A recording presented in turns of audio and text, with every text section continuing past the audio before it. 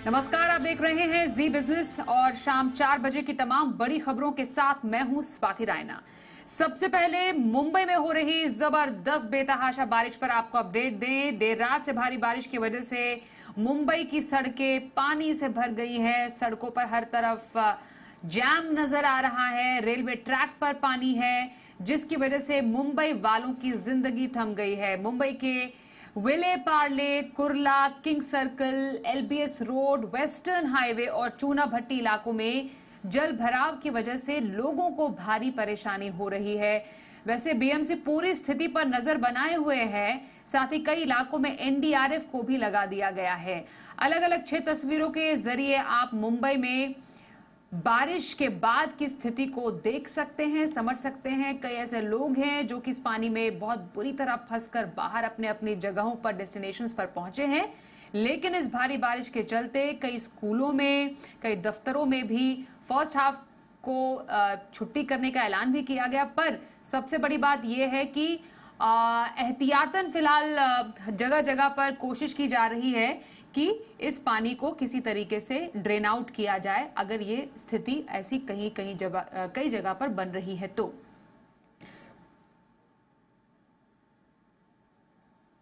महाराष्ट्र के कई इलाकों में भी भारी बारिश हो रही है। रायगढ़ इलाके से दिल दहला देने वाली तस्वीरें सामने आई। रायगढ़ किला घूमने पहुंचे लोग अचानक तेज बारिश में फंस गए।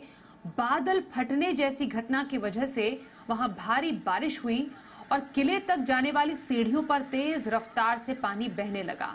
रायगढ़ फोर्ट घूमने पहुंचे तमाम पर्यटक तेज बहाव में फंस गए। पर्यटक किसी तरह एक दूसरे को पकड़कर किले की दीवारों का सहारा लेते हुए नीचे उतरे और अपनी जान बचाई। ये रायगढ़ किले की तस्वीरें आप देख सकते हैं, जहां पर तेज बारिश, मतलब जब बादल फट जाता है उसके बाद जिस तरीके की स्थिति पैदा होती है, कुछ इसी बारिश के बाद किले की सीढ़ियों का ये मंजर रहा, जहां से जान बचाकर पर्यटकों ने कुछ इस तरह अपनी जान बचाई।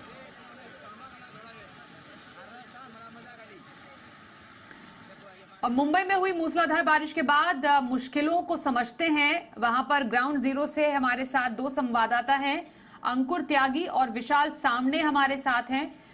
दोनों से समझने की कोशिश करते हैं कि वहां स्थिति क्या है। अंकुर, काफी ज्यादा पानी भराव, जल भराव हो गया है। आप बताइए कहां पर है, स्थिति वहां पर कैसी है? वैसे तो हर साल की यही कहानी है, इस बार कुछ अलग है क्या? जब हम बात कर रहे हैं साल 2024 में, तब तस्वीरें लगभग हर साल वाली ही सामने आती हैं। पहली बारिश थी, ऐसा नहीं है इससे पहले हालांकि जून का अलर्ट था, 12-13 जून का जब बारिश आने का एक्सपेक्टेड टाइम था, लेकिन आते आते काफ़ी देर हो गई। फिलहाल खैर बारिश आई और अच्छी तरीके से आई। रात के तकरीबन 1 बजे से लेकर 7 बजे तक में मूसलाधार बारिश हुई है।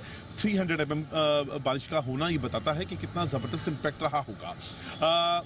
इसकी वजह से दिक्कतें क्या है? सबसे पहले जो रेलवे, जो लाइफ लाइन है, खासतौर पे हार्बर लाइन जो और वेस्ट सेंट्रल लाइन है, उस पर बहुत ज़्यादा इम्पैक्ट देखने के लिए मिला था। सायन और माटुंगा जो स्टेशन हैं, लो बेल्ट पे आते हैं, वहाँ पानी भर गया रेलवे लाइन पर। वहाँ पूरा ट्रैफिक पूरा रोकना पड़ा। जो लॉन्ग डिस्टेंस ट्रेन है उनको भी रोकना पड़ गया, और जो लोकल थी वो पूरी तरह ठप्प हो गई काफ़ी देर के लिए।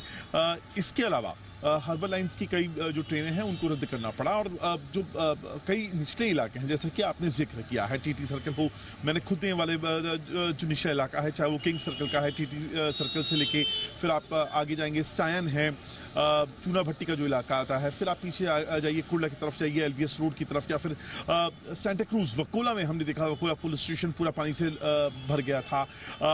अंधेरी वेस्ट में अगर आप जुहू की तरफ जाते हैं तो अमिताभ बच्चन के घर के ठीक सामने वाली जो लेन है वो पूरी तरह से पानी से जलमग्न हो गई थी। काफ़ी अलग अलग इलाकों में इम्पैक्ट देखने के लिए मिला था।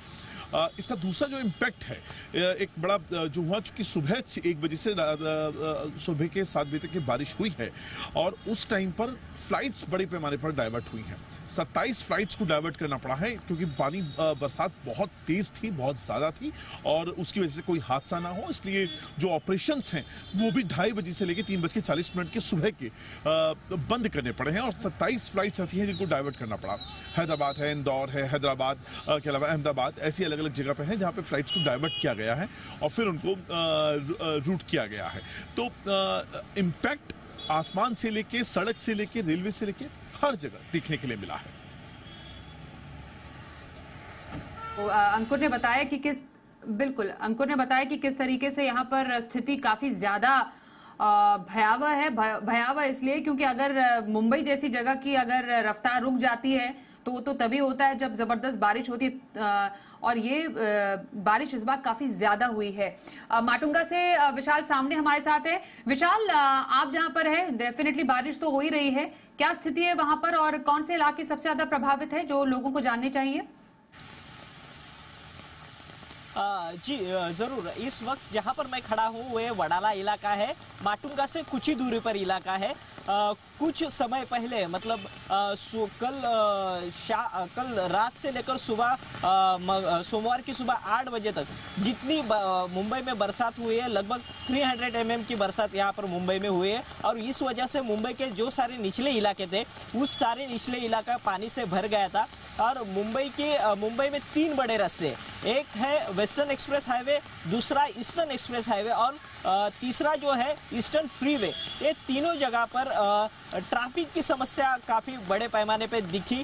क्योंकि मैं बताना चाहता हूँ क्योंकि सुबह से जो हार्बर लाइन थी और सेंट्रल लाइन थी, ये दोनों लाइन पर रेलवे की यातायात पूरी तरह से ठप नजर आई। इस वजह से एक्स्ट्रा गाड़ियां जो है, एक्स्ट्रा तनाव जो है इन रास्तों पर देखने को मिला। और साथ ही साथ जल भराव भी काफ़ी सारा था। इस वजह से कई सारे रूट जो है मुंबई के वो डाइवर्ट किए गए थे। इस वजह से मुंबई में काफ़ी सारी ट्रैफिक की समस्या जो है वो देखने को मिल गई थी। लेकिन कुछ देर पहले जब हमने बीएमसी से बात की और वहाँ का जायजा भी लिया तो वहाँ से हमें पता चला कि अब इस वक्त मुंबई के किंग सर्कल हो, माटुंगा, सायन, दादर, हिंद माता, ये जो निचला इलाका था वहाँ से जल भराव निकल चुका है, पानी समंदर में बह चुका है। अब यहाँ की रास्ते जो है वो पूरी तरीके से यातायात के लिए खुली है। लेकिन अभी भी मुंबई में बरसात हो रही है। मैं आपको दिखाना चाहता हूँ, ये वडाला का इलाका है, फाई गार्डन का इलाका है।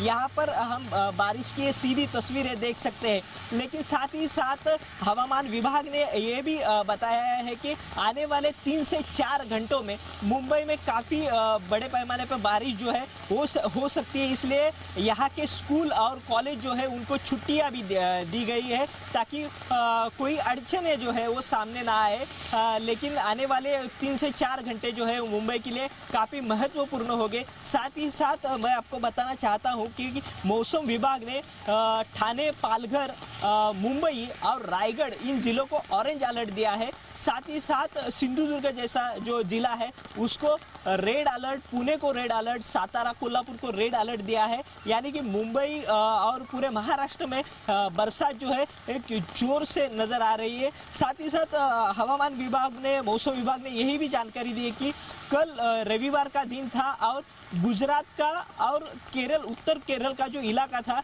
इस इलाके में लो प्रेशर बेल्ट जो है वो बन चुका था। और साथ ही साथ तेज हवा चलने की वजह से वहाँ का जो प्रेशर है वो और बढ़ता चला गया और इस वजह से मुंबई में जोरों की बरसात जो है वो हुई थी।